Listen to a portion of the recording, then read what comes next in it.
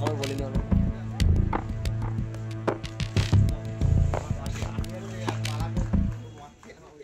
আমাদের আজকে মানে বুথ কমিটি তৈরি হচ্ছিল সাতুলি, ওখানে তৃণমূলের গুন্ডা বাহিনীরা তারা আগে থাকতেই আজকে ওরা রেডি ছিল, মানে কয়েকদিন ধরে ওরা চলছিল। আজকে হঠাৎ যখন আমাদের কর্মীরা নেতৃত্বরা যখন ওখানে বুথ কমিটি তৈরি করতে করে আজান দিচ্ছে বলে একটু দেরি করে তারা বলছে আজানটা হয়ে যাক, 10 মিনিট পরে হবে। তারপরে দেখা গেল যে ওখান থেকে ওরা সেজে গুজে একদম 50 জনের মতো গুন্ডা বাহিনী আসলো, এসে তারা ওই বুথের যে প্রার্থী আনার বলে সে এবং তার গুন্ডা বাহিনী এনে ব্যাপক মারা মেরেছে আমাদের কয়েকজনকে। অবস্থা খুবই খারাপ। এখান যারা মেরেছে তারা তৃণমূল করে, এবং তৃণমূল মানে তৃণমূলী হরমত বাহিনী, তারা খয়রুলির খুব ঘনিষ্ঠ, খয়রুলির ডান হাত বললে চলে। খয়রুল অনুগামীরা আপনাদের আইএসএফ কর্মীদের মারধর করে। হ্যাঁ, তো আমরা একটাই কথা বলতে চাই, যদি প্রশাসন এর ব্যবস্থা না নেয় তাহলে পরিস্থিতি অন্যদিকে যাবে। কারণ আমরা আগামীকাল আমাদের নেতৃত্বর সঙ্গে আলোচনা করে এর জন্য আমরা যতদূর যাবার ততদূর যাব। তবে আমাদের কাছে খবর আছে যে তৃণমূলের গুন্ডা বাহিনীরা মারার পরে আমাদের নেতৃত্বতে আমাদের কর্মীদের ফাঁসাবার জন্য সেখানে কিছু অস্ত্র রেখে দেওয়ার প্ল্যান করেছিল। জানি না সেটা কি করেছে। আমার কাছে খবর আছে যে ওখানে কিছু বোম মেশিন দিয়ে আমাদের কর্মীদেরকে ফাঁসাবার চক্রান্ত করেছিল। ও হাতে কোদালের বাঁট ছিল, রড ছিল, এবং আরও অনেক কিছু অস্ত্র ছিল। কিন্তু সেখানে আমাদের কর্মীরা তো সামান্য বৈঠক করছিল, তারা বুথ কমিটি তৈরি করছিল, আমাদের এখানে কারোর কিছু ছিল না। এবার ওরা এসে আমাদের প্রায় 3-4 জন আঘাত হয়েছে, তার মধ্যে 2 জন গুরুতর। থানায় অভিযোগ দায়ের করেছেন? না, আমাদের অলরেডি এখান থেকে জিরেনগাছা হসপিটাল থেকে আপনার আরজি করে পাঠাচ্ছে। তো আমরা এখন বর্তমানে কাশীপুর থানায় যাব, গিয়ে ওখানে কেস করে তারপরে আমরা যাব আরজি করে।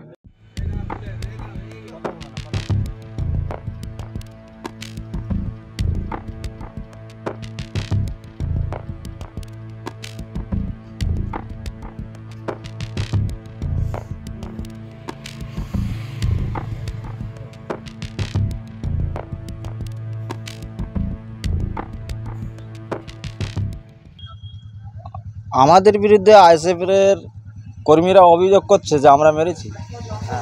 এটা সম্পূর্ণ ভিত্তিহীন কথা, এটা ওদের সাজানো নাটক।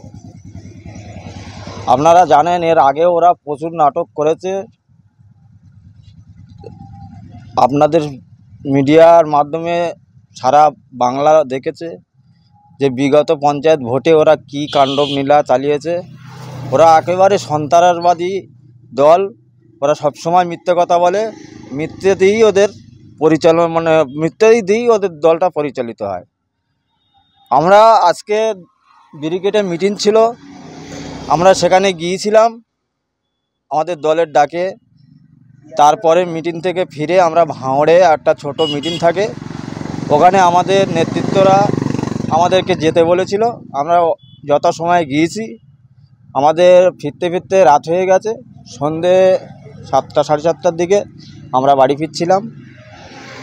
এবার আমাদের ব্রিজের মুখে দেখলাম যে 10-12 জন মতো লোক দাঁড়িয়ে বসে আছে। তো আমরা ভাবলাম যে কোনো দিন তো এরকম থাকে না আমাদের পাড়ায়, তা কি হঠাৎ দেখি। আমরা যতটুকু গাড়িতে দাঁড়িয়েছি, এবারে একজন আমরা চেনার লোক আছে, কি হচ্ছে এখানে। এবার আমরা তৃণমূলটা করি, ওরা জানে। সে যাবে কী হচ্ছে, মানে আমরা দাঁড়িয়ে জিজ্ঞাসা করছি কী হচ্ছে, আমরা হয়তো ঝামেলা হতে পারে।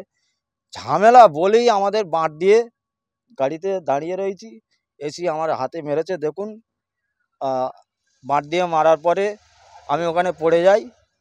আবার আমার এই সহকর্মী আমার সঙ্গে ছিল মোশারেফ মোল্লা, এনাকেও মেরেছে। ওনার হাতটাও খুব চোট হয়েছে, আমার হাত কেটে গেছে এবং খুব যন্ত্রণা করছে। জানি না কি হবে। আইএসএফের দুষ্কৃতীরা। আমরা তো কিছুই বুঝতে পারলাম না। আমরা এসে সবে দাঁড়িয়েছি, ওদেরকে জিজ্ঞেস করলাম যে এখানে তোরা কি করছিস, ব্যাস। আইএসএফের বিরুদ্ধে তোমরা বারবার জানো, তোমরা মিডিয়ার মাধ্যমে বারবার ওরা কি করতে লেগেছে, পঞ্চায়েত ভোট থেকে শুরু করে বারবার ওদের কুচ্ছেদ, ওরা শুধু মন্তব্য, ওরা ধর্ম মারবো খাবো। ঠিক আছে, আমাদের হঠাৎ আজকের আমাদের ধর্মতলা মিটিং ছিল, ওখান থেকে আমাদের অবজারভার শওকত মোল্লা নির্দেশ করলো যে ভাঙড়ে এসো, 1 ঘন্টার মধ্যে একটা মিটিং করতে হবে। ইতিমধ্যেই আমি ফিরতে পারিনি কো, আমার 2টো কর্মীর আমি যেতে বলেছি, বলি তোরা কী বার্তাটায়, সেই বার্তাটা তোরা শুনে চলে আসবি। ঠিক আছে, সেই মতামত আমার কথা শুনে আমার কর্মী 2টো যায়, গেলে ওখান থেকে ফেরার পথে ওখানে শুধু এসে আমি যেটা শুনলাম যে এরা ফেরার পথে ওখানে ভিড় বলে ওরা দাঁড়িয়েছে, দাঁড়ানির সাথে সাথে বলে তোরা কারা, যেই এই কথা বলার স্বার্থেই একদম সঙ্গে সঙ্গে এদের উপরে আক্রমণ। ঠিক আছে, তারপরে এরা হাঁকাচালা করলে হয়তো আমাদের ছেলেপিলে কিছু জোগাড় হয়ে যায়।